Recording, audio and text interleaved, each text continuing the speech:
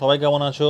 দেখো, আজকে আমরা করবো যেটা হচ্ছে ইন্ডিয়ান পলিটি, এবং সেটা আমরা যেটা করছিলাম আমরা কন্টিনিউ। আমি অনেকদিন ভিডিও বানাতে পারিনি বিকজ এখানে কারেন্ট ছিল না বা some problems were there. We all know that this situation is very bad. Means একে তো corona virus, then Amphan. Okay, so Bengal is almost destroyed. Today, our honorable Prime Minister came to visit, and he announced that he actually donated 1000 crore. It is very big, that good news in the situation. The center and state are working together. It's a very big a salute to all the governments, state governments and central government also. So দেখো, আজকে আমি এই সময় যেটা সবথেকে বড় important, আমি প্রত্যেক দিনই বলি যে to start, before starting any video I give some motivational speech. Okay, so in this moment, whatever we need most is the motivation. We all have to stay motivated during this period because we all are government job aspirants, either WBCS or any other job. So motivation, to keep ourselves motivated, is very important part of this preparation strategy. হাল ছেড়ো না, don't give up, motivation রাখো। তোমার মনে রাখবে, এই যে struggle করছো, এই যে লকডাউনে ঘরে বসে পড়াশোনা করছো, এই যে তোমার নিজেদেরকে মোটিভেটেড রাখছো, this will help you to reach your goal very fast. I hope so. And যত তোমার স্ট্রাগলটা কঠিন হবে, the more the struggle is hard, your struggle story after getting success will be beautiful. তুমি যত স্ট্রাগল করবে, যত কষ্ট করবে, যত কঠিন পরিস্থিতির মধ্যে দিয়ে যাবে, তোমার স্ট্রাগল স্টোরিটা, তোমার প্রিপারেশন হিস্ট্রিটা তত সুন্দর হবে, তত রোমাঞ্চকর হবে, তত অ্যাডভেঞ্চারাস হবে। অ্যান্ড তত তুমি জব পাওয়ার পরে তোমার যারা পাশের ভাই বোন আছে বা যারা নতুন করে প্রিপারেশন নিচ্ছে, you can motivate them also. So don't give up, লেগে থাকো, হবেই। দেখো, উইদাউট ওয়েস্টিং টাইম, এটা স্টার্ট টুডেস টপিক। ডিপিএসপি যেটা আমরা করছিলাম, যাকে বলা হয় রাষ্ট্রের নির্দেশমূলক নীতি, directive principles of state policy. আজকে আমরা পড়বো এপিসোড 4। দেখো, আমরা অলরেডি তোমার সোশ্যালিস্টিক প্রিন্সিপালসগুলো আর তোমার যাকে বলা হচ্ছে আমাদের গান্ধিয়ান প্রিন্সিপালসগুলো already we have discuss. Today's topic is very interesting, and today's the third type and last type of DPSPs which are known as intellectual and liberal principles. Okay, তাহলে আমরা পরবর্তীকাল আজকে আমরা ইন ডিটেলস ভিডিওতে পড়বো এখানে কী কী আর্টিকেলসগুলো আছে, এবং in details we will read, we will study, we will get ideas about each and every articles in this principles. Okay, so let's start. First দেখো কী বলেছে, আমরা দেখো প্রতিদিন আমরা যেটা করি সেটা হচ্ছে কোন এই যে লিবারেল এবং ইন্টেলেকচুয়াল প্রিন্সিপালসের মধ্যে কী কী আর্টিকেলসগুলো রয়েছে মনে রাখতে হবে। আবার বলছি, 44, 45, 48, 48A, 49, 50, 51, তো এই আর্টিকেলসগুলো রয়েছে হচ্ছে আমাদের তোমার এর মধ্যে কী বলে ওটাকে, লিবারাল অ্যান্ড ইন্টেলেকচুয়াল প্রিন্সিপাল। তোমরা যদি খাতায় লিখে নাও তো লিখে নাও। If you have Laxmikanth book, please see, and if you want to take screenshot, you can take screenshot. দেখো, আমি পুরোটা একটা আর্টিকেলসগুলোর মধ্যে রেখে দিয়েছি, একটা সাইডের মধ্যে মানে we have kept all the articles of this principle in a single তোমার হচ্ছে slide, so you can take a screenshot of it. So দেখো, আর্টিকেল 44, 45, 48, 48A, 49, 50, 51 একদম ঝেড়ে মুখস্থ করে নেবে আর্টিকেলসগুলো রয়েছে এর মধ্যে। এবার আমরা বসছি, দেখো আর্টিকেল 44 একদম পাশে মার্ক করে রেখে দাও, পরীক্ষায় আসবেই, very very important. Uniform civil code, very very important. দেখো, আমি আগেও বলেছি আমাদের দেশ ভারতবর্ষ হচ্ছে একটা তোমার ফেডারেল স্ট্রাকচার, কিন্তু আমাদের কিন্তু ইউনিয়ন অফ স্টেটস। ওকে, আমাদের কিন্তু ইউনাইটেড স্টেটস নয়, ইউনিয়ন অফ স্টেটস। তার মানে কি, আমাদের কিন্তু দেখো সবার কিন্তু একটাই ভোটার কার্ড। আমাদের কিন্তু এরকম নয় যে আমাদের পশ্চিমবঙ্গের একটা ভোটার কার্ড, তোমার রাজ্যের একটা, সেন্টার একটা, কিন্তু নয়। আমাদের কিন্তু সবার ভোটার কার্ড সেম, সবার আধার কার্ডও কিন্তু সেম। লেখা আছে ভারত সরকার, কিন্তু পশ্চিমবঙ্গ সরকারের কিন্তু আলাদা করে কোনো, বা অন্ধ্র সরকারের বা তোমার দিল্লি সরকারের কিন্তু আলাদা করে কোনো ভোটার কার্ড নেই। কিন্তু যদি আমেরিকাতে হয়, আমেরিকা কিন্তু ডুয়াল সিটিজেনশিপ। ওখানে কিন্তু তোমার যেমন তোমার রাজ্যে একটা, মানে ওদের সিটিজেনশিপ কার্ড থাকে দুটো, একটা হচ্ছে রাষ্ট্রের, একটা হচ্ছে রাজ্যের। ওকে, একটা সেন্টারে, একটা স্টেটের। তো আমাদের কিন্তু দেখো সিঙ্গেল সিটিজেনশিপ, মানে আমাদের কিন্তু সবার ভোটার কার্ড কিন্তু সেন্টারে লেখা আছে ভারত সরকার। সো এর মানে কি, আমাদের কিন্তু ইউনিফর্ম সিভিল কোড, আমরা কিন্তু সবাই ইউনিফর্ম। আমাদের কিন্তু এরকম নয় যে আমাদের পশ্চিমবঙ্গ সরকার বেশি সুবিধা পাচ্ছে, দিল্লি সরকার, তোমার দিল্লির লোকজন পাচ্ছে না, বা পাঞ্জাবের লোকজন পাচ্ছে, অন্ধ্রের লোকজন পাচ্ছে, এরকম কিন্তু নয়। আমাদের কিন্তু ইউনিফর্ম সিভিল কোড, সবাই সমান। আন্ডারস্টুড? ওকে, 45 কী বলছে, এটাও কিন্তু আমরা ইম্পর্টেন্ট। দেখো, রাইট টু এডুকেশন যেটা করা হচ্ছে, আমরা পড়েছিলাম যে right two education was in article 21। এইটা কিন্তু দেখো চেঞ্জ করা হয়েছিল, কারণ ওই যখন আমরা আর্টিকেল 21 এটা যখন আমরা ওখানে ঢোকাইনি, মানে ওখানে তোমার তোমার কী বলো ওটাকে ফান্ডামেন্টাল রাইটসে, তখন কিন্তু এটাই ছিল যে আমাদের চাইল্ডহুড কেয়ার নিতে হবে এবং এডুকেশন নিতে হবে। কিন্তু যখন ওটাকে যখন ঢুকিয়ে দিলাম আমি ফান্ডামেন্টাল রাইটসে, তোমার রাইট টু এডুকেশন, যে ফ্রি অ্যান্ড কম্পালসারি এডুকেশন 6 থেকে 14 বছর বয়সের সমস্ত বাচ্চাদের, তখন এইটাকে চেঞ্জ করে দিলাম 6 বছরের নিচে। দেখো ওইটা ছিল যেটা আর্টিকেল 21A, ওখানে ছিল কিন্তু 6 থেকে 14 বছর পর্যন্ত সমস্ত বাচ্চাকে ফ্রি অ্যান্ড কম্পালসারি এরকম যেতে হবে।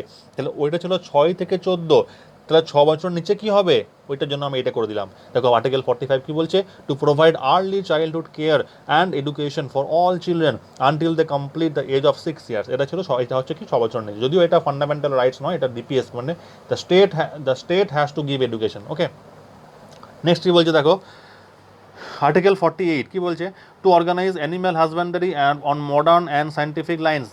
আধুনিক উপায়ে, বৈজ্ঞানিক উপায়ে কী করতে হবে, তোমাকে অ্যানিম্যাল হাজব্যান্ডারির ওপর জোর দিতে হবে। 48A কি বলছে, to protect and improve the environment of the safeguard forest and wildlife. এর আন্ডারে কিন্তু দেখো টাইগার প্রজেক্ট 1973 হয়েছিল, টাইগার প্রজেক্ট 1973। বুঝতেই পারছো পাশে এ লেখা আছে, মানে পরবর্তীকালে এটা ইন্ট্রোডিউস করা হয়েছিল। দেখো 21A এগুলো কিন্তু পরে, যখনই দেখবে পাশে কিছু A B লেখা আছে, যেমন এটা পরবর্তীকালে কোনো অ্যামেন্ডমেন্টের মাধ্যমে ঢোকানো হয়েছিল। দেখো 48 এটা কী হয়েছিল, টাইগার প্রজেক্ট যখন করা হয়েছিল 1973, তখন ঢোকানো হয়েছিল যে আমাদের যেটা এনভায়রনমেন্ট বা আমাদের যে পরিবেশ এবং আমাদের যারা বন দপ্তর বা আমাদের যারা ওয়াইল্ড লাইফ, সেটাকে প্রোটেকশন করতে হবে। The state has to protect all this things. Okay, next দেখো আর্টিকেল 49 কি বলছে, to protect monuments, places, objects of artistic and historic interest which are declared as national importance. যেগুলো আমাদের হিস্টোরিক্যাল মনুমেন্ট বা historical place যাই বলো না কেন, অজন্তা ইলোরা বলো বা দিল্লির মনুমেন্ট কুতুব মিনার বলো, যে সমস্ত হিস্টোরিক্যাল প্লেস সেগুলো কিন্তু রক্ষা করতে হবে। State has to protect all this things, clear, on national importance. Next দেখো আর্টিকেল 50 কি বলছে, টু সেপারেট জুডিশিয়ারি ফ্রম, এটা প্রচুরবার পরীক্ষায় এসছে যে আমাদের দেখো 3টে আছে, কী আছে, এক্সিকিউটিভ আছে, লেজিসলেটিভ আছে অ্যান্ড জুডিশিয়ারি, 3টা আলাদা বডি আছে। তো আমাদের যখন আগে দেখো একসঙ্গে ছিল। সো এই আর্টিকেল 50 কি বলছে, আর্টিকেল 50 বলছে আমাদের জুডিশিয়ারি মানে যারা সুপ্রিম কোর্ট বা হাই কোর্ট, যারা হাই কোর্টের কেসগুলো বা সুপ্রিম কোর্ট মানে কোর্ট রিলেটেড যেগুলো বিচার বিভাগ, সেই বিচার বিভাগ কিন্তু কার্যনির্বাহ বিভাগ বা এক্সিকিউটিভ থেকে আলাদা হবে। Okay, in the public service of state. তো judiciary and executive we have to make separate bodies, clear. Article 51 কি বলছে, promotion of international peace and security, আন্তর্জাতিক শান্তি। দেখো আমরা অনেক সময় চুক্তি করি অন্য কোনো দেশের সঙ্গে, বা India has made so many MOU, মানে মেমোরেন্ডাম অফ আন্ডারস্ট্যান্ডিংস, ওকে, অনেক করেছি আমরা। সো এগুলো কেন করি আমরা, কারণ হচ্ছে আমাদের ইন্টারন্যাশনাল পিস অ্যান্ড সিকিউরিটির জন্য। আমাদের তো শুধুমাত্র দেশ নিয়ে চলবে না, আমাদের কিন্তু এই যে দেখো একটা এক্সাম্পল দিই, ধরো এই যে করোনা ভাইরাসের সময়তে কি হলো, দেখো India has supplied hydroxychloroquine to America, so America also has given some ventilators to India. So এই ধরনের একটা কী হবে, একটা চুক্তি, একটা ফ্রেন্ডলি রিলেশনশিপ, ওকে, একটা international peace and security. Okay, so এটা করতে হবে। আমি যদি আমেরিকাকে সাহায্য না করি, America will also not help us. So একটা চুক্তি, মানে একটা আমাদের কী করতে, আমাদের একটা আন্তর্জাতিক একটা চুক্তির দিকে বা শান্তির দিকে আমাদের প্রমোট করতে হবে, এটা একটা মেইন থিং। ওকে, সো এই ছিল আজকের আর্টিকেলসগুলো। দেখো 44 থেকে 51 আমরা আজকে শুধুমাত্র এইটা নয়, এর সঙ্গে যেটা করতে হবে যে আমাদের কিছু ডিপিএসপি সম্বন্ধে কিছু আরও ডিটেলস জানতে হবে। এইগুলো শুধুমাত্র আর্টিকেলসগুলো পড়লেই হবে না, এই ডিপিএসপি সম্বন্ধে we have to get some ideas, some extra ideas also for exam purpose. দেখো কী বলছে, স্যাংশনস বিহাইন্ড ডিপিএসপি, খুব ভালো করে মনে রাখবে, পরীক্ষায় কোয়েশ্চেন দেয়। BN রাও, ইনি হচ্ছেন, এনাকে বলা হয় কনস্টিটিউশনাল অ্যাডভাইজার, সাংবিধানিক অ্যাডভাইস করেছিলেন ইনি, constitutional adviser to the constituent assembly, গণপরিষদকে। Recommended that rights of individual should divide into 2 categories, justiciable and non justiciable, which was adopted by the drafting committee. Fundamental rights are justiciable and DPSP are non justice. মানে কি, দেখো আমরা আগেই বলেছিলাম when we have taught about fundamental rights, কী বলেছিলাম, fundamental rights কিন্তু কোর্টে বিচার করা যায়। মানে if you think that your fundamental rights are violated, you have the right to move to the supreme court directly. Okay, মানে কোর্ট এটা বাধ্য বিচার করতে। বাট এই যে ডিপিএসপিগুলো পড়লাম এতদিন ধরে, অল দ্য আর্টিকেলসগুলো পড়লাম, সেগুলো কিন্তু স্টেটকে বলা আছে করার জন্য। কিন্তু যদি স্টেট না, ধরো যদি স্টেট যদি, ধরো আমি একটা এক্সাম্পল, রাজ্য সরকার কন্যাশ্রী বন্ধ করে দেয়, ঠিক আছে, তাহলে কিন্তু এটা কিন্তু কোর্টে কেস হবে না যে কন্যাশ্রী বন্ধ করে দিল, তুমি কোর্টে কেস করলে। সরকারের এখন আর্থিক সংকট চলছে, করোনা ভাইরাস প্লাস আমফান, তো এখন কোনো ভাতা বন্ধ করে দিতেই পারে, এটা কিন্তু কোর্টে বিচার করতে হ্যাঁ, তবে এরকম নয় বন্ধ করবে না, কারণ হচ্ছে সরকার একটা ভোটের ব্যাপার থাকে। আমি আগেও বলেছি DPSPs are all the needs are for political needs. Okay, so এইটা কিন্তু সরকার কোনোদিনই করবে না।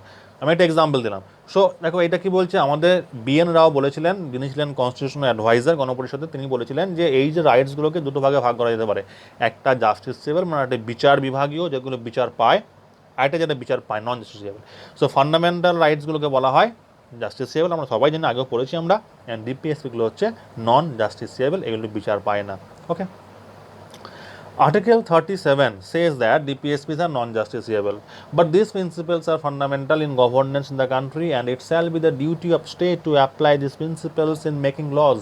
আগেও বলেছি 37 নম্বর আর্টিকেলটা কি বলছে, ডিপিএসপিগুলো কিন্তু বিচার বিভাগীয় মধ্যে পড়ছে না, বিচার করা যায় না, কোর্টে বিচারযোগ্য নয়, বা তোমার সুপ্রিম কোর্টে যাওয়ার কোনো রাইটস নেই if it is violated.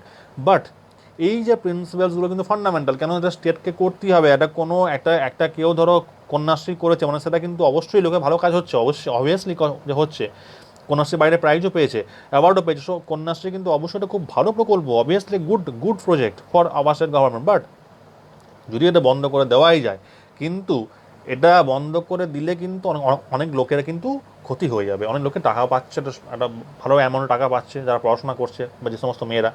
So এটা কিন্তু ফান্ডামেন্টাল একটা খুব গুরুত্বপূর্ণ জিনিস, but this project is very important for the people of West Bengal. But এগুলো যদি বন্ধ করে দেয়, then you don't have right to move to Supreme Court, এটা একটা কনফ্লিকশনাল জিনিস, তাই না?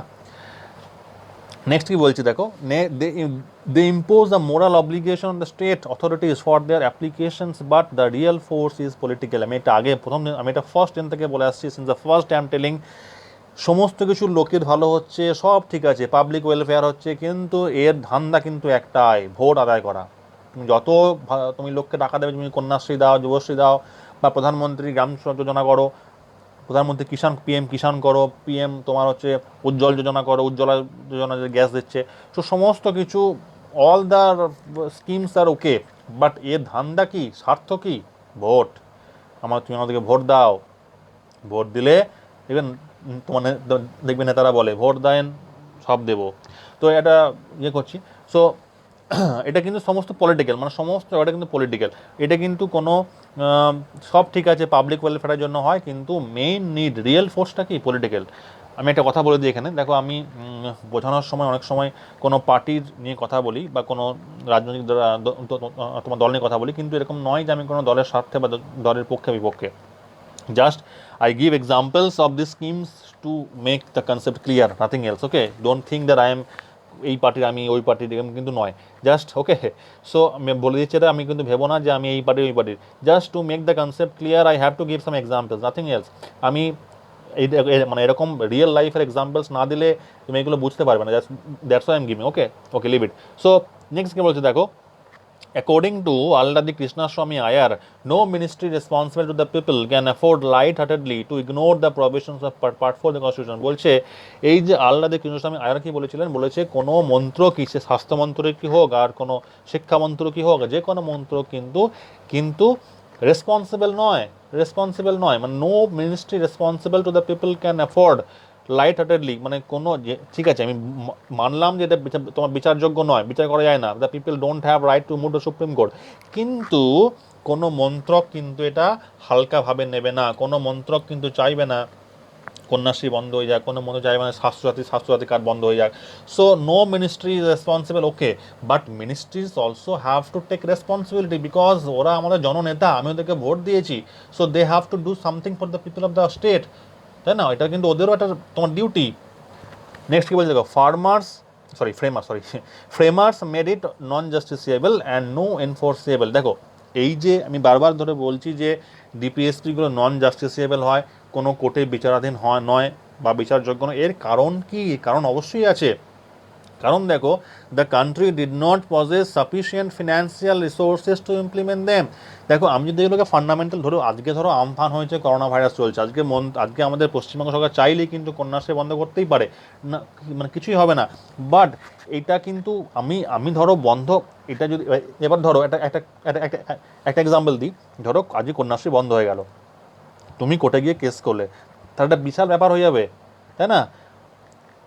সরকারের বিরুদ্ধে কেস হয়ে যাবে। সুতরাং কিন্তু এটা আমাদের বুঝতে হবে, এটা কেন এটা জাস্টিসেবল করা হয়নি, কেন এটা তোমাকে রাইট দেওয়া হয়নি যে তুমি কোর্টে যাও এর এগেনস্টে। কারণ হচ্ছে স্টেটের, দেখো কান্ট্রি কিন্তু সব জায়গায় ফিনান্সিয়াল কন্ডিশন সমান হয়, বা সব রকম পরিস্থিতিতে কান্ট্রির কিন্তু ফিনান্সিয়াল কন্ডিশন সমান থাকে না। যদি ফিনান্সিয়াল কন্ডিশন ভালো থাকে, হ্যাঁ তুমি পাবলিককে হেল্প করো, পাবলিক ওয়েলফেয়ার করো, but if the government does not have enough money, then how is it possible to implement the schemes? আইডিয়াটা ক্লিয়ার হয়ে গেল? তো কান্ট্রির কিন্তু সমস্ত পরিস্থিতিতে সব জায়গাতে কিন্তু ফিনান্সিয়াল রিসোর্সগুলো সেম থাকে না। ক্লিয়ার? এই জন্য কিন্তু অ্যাসেসিবল করা হয়নি। ক্লিয়ার? নাম্বার 2 কি বলছে?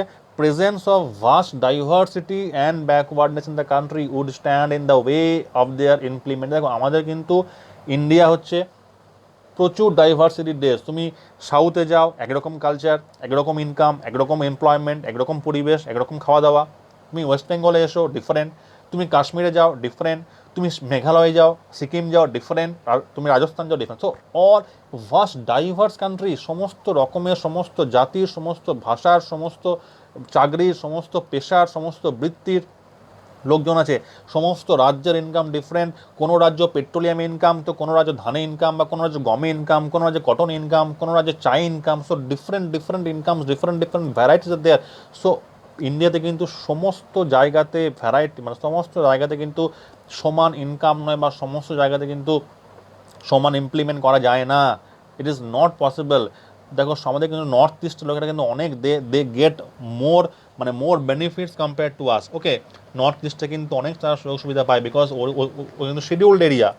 যে তোমার সিকিম বলো, বা তোমার মেঘালয় বলো, দে আর শিডিউলড এরিয়া, ওখানে কিন্তু অনেক চান্স পায়, সুযোগ সুবিধা পায় আমাদের থেকে। কিন্তু এটা কিন্তু করা হয়েছে বিকজ দে নিড ইট, কারণ ওখানে পাহাড়ি এলাকা কিছু হয় না, so they need it. Okay, number 3 কি বলছে? Newly born Indian independent state with its many preoccupations might be crushed under the burden unless it was free to decide the order, time, place and mode of fulfilling them। দেখো আমাদের first, যেটা আমরা first পার্টে পড়েছিলাম, union and statehood, দেখো India কিন্তু নতুন করে কোনো স্টেট অ্যাকোয়ার করতেই পারে। তো সেক্ষেত্রে কী হবে, যেমন ধরো নতুন একটা কোনো স্টেট অ্যাকোয়ার করলো, বা নিউলি বর্ন ইন্ডিপেন্ডেন্ট স্টেট হলো, সেখানে কিন্তু আগের থেকে কিছু করা সম্ভব নয়, টাইম লাগবে, মানে we need some time to feel them. Okay, so এই তিনটে কারণের জন্য কিন্তু আমাদের এটা করা হয়নি, মানে এটা তোমার এটাকে তোমার বিচারাধীন করা হয়নি, জাস্টিসেবল করা হয়নি। ওকে, কনস্টিটিউশন মেকার্স টুক প্র্যাগম্যাটিক মানে কি? প্রয়োগমূলক, মানে এটাকে করে দেখেছিল কি করে প্রয়োগ, মানে এটা কিন্তু সমস্ত কিছু প্রয়োগের ভিত্তিতে। সরকার চাইলে প্রয়োগ করবে, সরকার না চাইলে, সরকার চাইলে কন্যাশ্রী দেবে, না দেবে না, সরকারের ব্যাপার। সরকার মানে দ্য গভর্নমেন্ট নিশ্চয়ই কিছু ভালো কাজ করবে, তাই না? আমি ওদেরকে ভোট দিয়েছি, নিশ্চয়ই করবে। সো এটা একটা প্রয়োগ ভিত্তিক একটা ব্যাপার, এটা করতেই হবে এমন কিছু ব্যাপার নয়, বাট সরকারের এটা তোমার কর্তব্য, মিনিস্টার্সগুলোর কর্তব্য two do something for the public. Clear? তো আজকে দেখো এটাই পড়লাম আমরা। নেক্সট দিন, এটা এখনো শেষ হয়নি, যদি এটা অনেক বড় চ্যাপ্টার, সো আমরা আজকে এইটুকুই পড়লাম। আমি নেক্সট দিনে এই ডিপিএসপি হলো কিছু ক্রিটিসিজম ডিসকাস করবো। We will discuss about some criticisms of DPSP in the next video. So সব ভালো থেকো। আমি আশা করছি কি তোমাদের কিছু বোঝাতে পারছি, মানে I am hopeful that you are understanding my words, my lectures, and if you understand it, please comment it, like, share and subscribe my channel.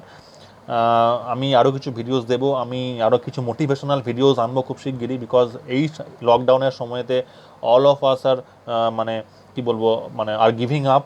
So which is most important it is to keep motivated. Okay, মোটিভেশনটা কিন্তু সবার আগে দরকার। তুমি চাকরি preparation নিচ্ছ, মানে I have many friends, আমার অনেক বন্ধু আছে যারা কিন্তু পড়াশোনা করছে, কিন্তু মানে সেই পজিটিভ এনার্জিটা নেই। মানে আমি অনেক বন্ধুর সঙ্গে মিশি, বাট তারা কি হয়, পরীক্ষা ফর্ম ফিল আপ করে, পরীক্ষাতে মানে কমন, মানে তারা সেই পরীক্ষায় অ্যাডমিট বেরোনোর পড়া স্টার্ট করে পড়াশোনা, এরকম। তোমাকে একটা minimum time, you have to give a minimum time মানে 1 ইয়ার টু 2 ইয়ার্স তোমাকে টাইম দিতেই হবে, you have to give 2 years time, nothing. এর একটা অনেক বড় সিলেবাস, স্টেপ বাই স্টেপ এগোতে হবে, প্রতিটা চ্যাপ্টার ভালো করে বুঝতে হবে, এমসিকিউ প্র্যাকটিস করতে হবে, রিভাইজ করতে হবে, দেয়ার আর সো মেনি, মানে ভাস্ট সিলেবাস। এবং এর জন্য কিন্তু একদিনে হবে না, you have to give time, 1 year থেকে 2 years time you have to give. So এই লম্বা একটা প্রিপারেশন, এখানে কিন্তু সব থেকে আগে দরকার টু কিপ মোটিভেটেড অ্যান্ড একটা হোপফুল থাকা, পজিটিভ থাকা, যে হ্যাঁ আমি আমি এই ঠিক আছে, সময় এই দুঃসময় কেটে যাবে, আবার পরীক্ষা দেবো, আর চাকরি দেবো, হোক না, টাইমটা পাওয়া ভালো, you are getting time, no, তো it is positive, think positive, no. So তুমি টাইম পাচ্ছ, তুমি এই সময় মানে ইউজ দিস টাইম, মানে এরকম এরকম নয় যে তুমি সারাদিন তুমি ভিডিও দেখছো, ই করছো, টমেটো করছো, ঠিক আছে, সিনেমা দেখো, গান শোনো, অল আর ওকে, বাট তোমাকে একটা minimum time you have to spend, no, for studies.